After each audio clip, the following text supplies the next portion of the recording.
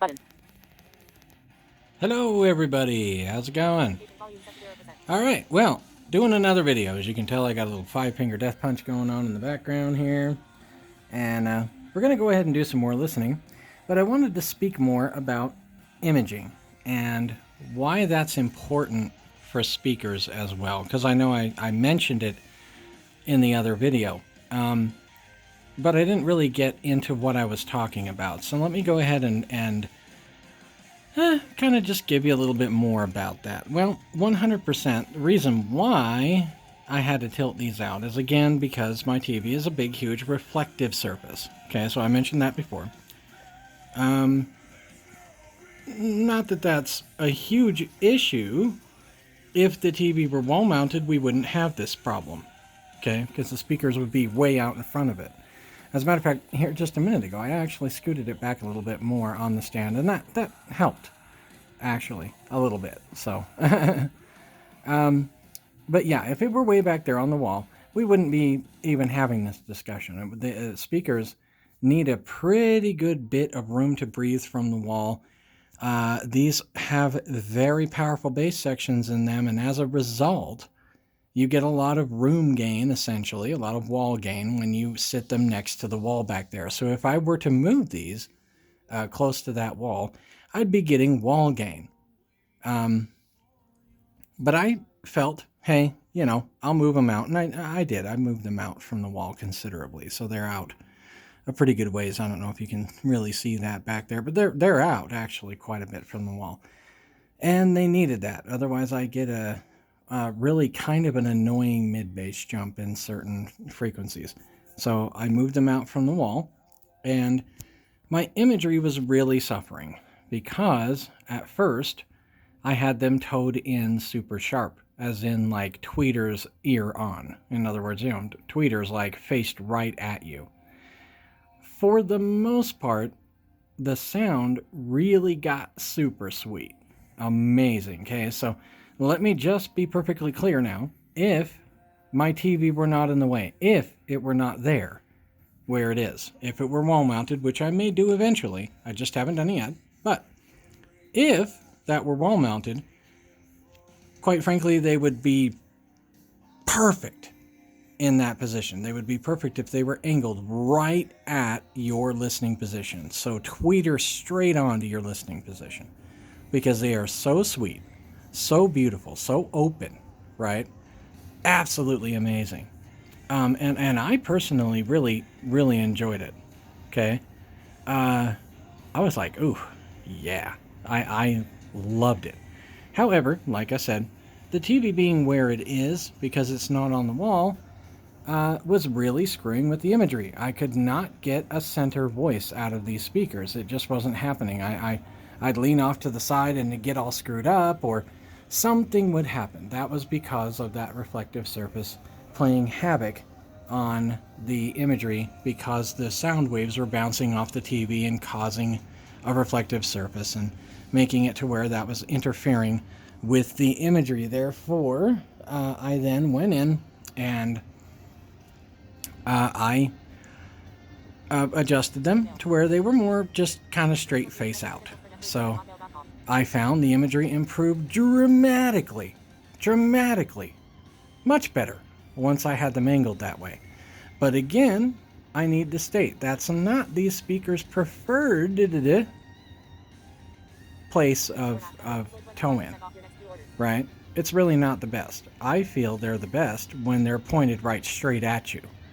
But couldn't do it, you know, not with the TV there, not until I wall mounted and it's far enough behind, far enough back there to let that center image flow right and be correct so that the sound waves are coming off the way they were supposed to, not some other way. So but yeah, so again, throw in more talk of imagery, why not, right? I think that's important to get that imagery. That's what you want, right? You need to have good, solid, strong imagery so that you hear where the instruments, the singer themselves, the guitars, all that are coming from. And you can enjoy it. Always on the run, a destiny. Oh, it's the rising sun.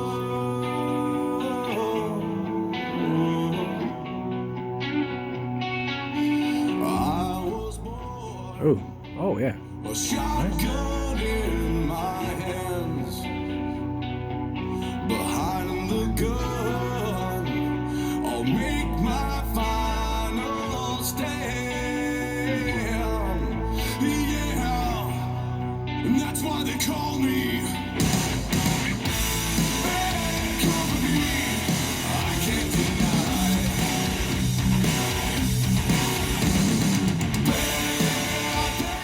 Oh yeah. The double bass work. Ooh, that guy can play some drums. Anyway, I'm a drummer myself, so I appreciate that. Anyway, let me be perfectly clear that when you're setting up speakers, they're all kind of particular. Some speakers will not work when they are aimed straight at you like that. So you'll just ruin everything. They won't sound good. You have to stick them kind of out like this, right? Kind of straight out from the wall, rather than aimed in or towed in at you. Some speakers are great, and they're the best if they're aimed in at you. Some speakers have, they're a little bit of both. They need to be right in between there somewhere. So every speaker setup has a different way of producing the right imagery. And what is imagery? I guess should we throw that out there? I mean, I know a lot of you guys are audiophiles. You're probably going, shut up. But I like to appeal to those also who do not know what they're talking about. So let's go ahead and talk about what imagery is. Imagery is an image, obviously, being produced by the speakers. What was being recorded, though it really was two-dimensionally recorded in the fact that it's, well, even really honestly, if you want to call it that, one-dimensionally recorded. It's not mono. Most recording studios have tons of different microphones set up, and they mix it together most of the time into 5.1, and then that gets compressed down into two-channel audio in some way. However, let's be perfectly clear. There was a band, there was a studio, there was instruments. You got a drum set here, and certain drums are across the drum set. You've got a guitarist who's maybe sitting in front and a little forward of the drum set. You've got some dude over here, somebody singing, so on and so forth. That's the image that you want to have of the actual band sitting there playing in front of you, right? Ideally, most imagery is meant to make the speaker sound as if that band is sitting a little bit behind the speakers. I notice with these, they have pretty forward imagery, and it can sound like things are right across them. And as a matter of fact, of course, a good wide sound stage is everything. These project quite some ways off to the right and quite some ways off to the left, especially since I performed some minor acoustic corrections, which I've mentioned in other videos. So my big posters and, stuff like that going on. Well, they're tapestries more than anything. Okay. Just minor corrections that I made that dramatically changed the nature of the sound reflection in this room. Okay. For instance, here, where my sliding glass door, that's a big ass piece of glass, right? Big old piece of glass, but with a sheet in front of it, and that is a heavy, like Egyptian cotton sheet. What happens there is that enough of the sound is trapped over enough of the distance here, so you've got a lot of distance across that thing. The sound waves are just going to keep hitting it and coming off the glass and hitting that sheet. And it provides enough of a collective acoustic correction to actually make a pretty big difference. Over there in the corner, I've got like some little pieces of foam. You may see them in the corner just for a little bit of bass trapping. Not huge. Not the most fanciful thing. Just two pieces of foam. Actually, they're the covers that came on my speakers.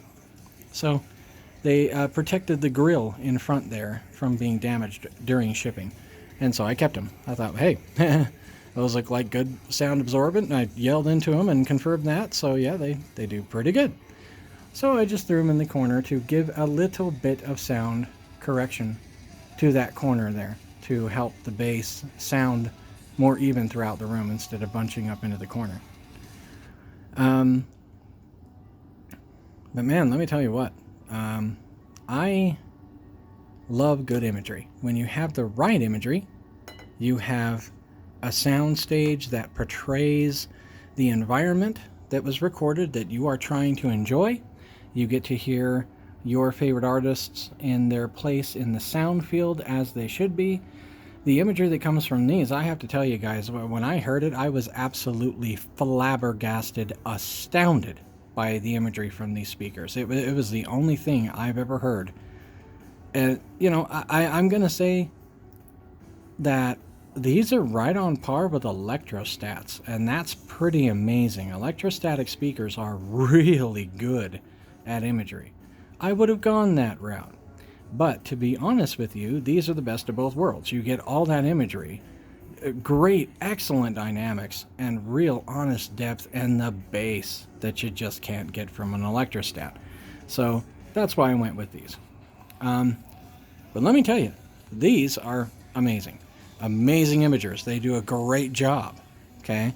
So really fantastic. I enjoy them for the imagery. And that's what it's all about. If you can sit and enjoy your favorite artist, your favorite movies, your favorite whatever, sweet. It's what it's all about. Wrong side of heaven, and the righteous side, the righteous side.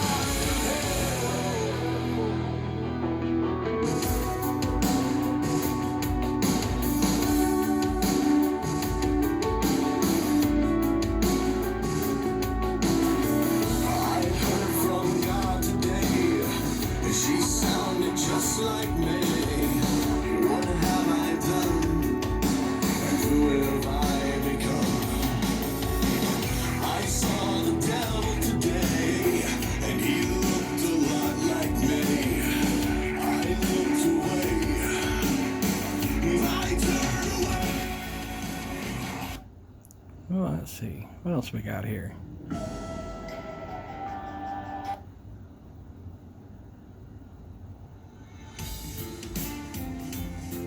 I love his voice. It's kind of amazing. That depth to his voice is really great. This is a pretty good example, especially of vocals. Vocals really rock on these, I'll tell you. It doesn't matter what the vocals are. It just really kick ass.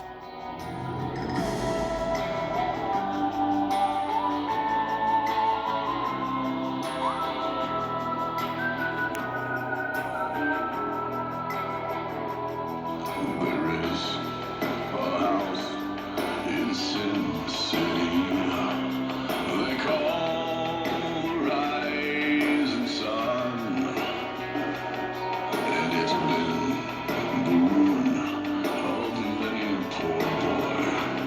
And God, I know I'm one. My mother was a tailor. She sewed my neck. Oh, yeah. Yep. Oh, yeah. Awesome. So very good on vocals. I mean, again, just so transparent. Doesn't matter what you're playing through them. But again, I'll put on some more videos so that you guys can hear more of them, what they can do, what they're about.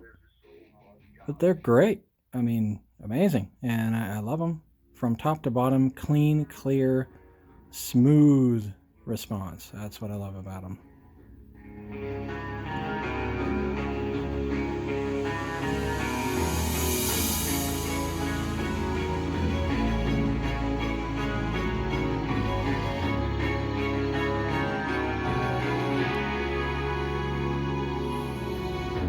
Dear mother, I love you. I'm sorry, I wasn't good enough. Dear father, forgive me. 'Cause in your eyes, I just never added up. In my heart, I know I failed.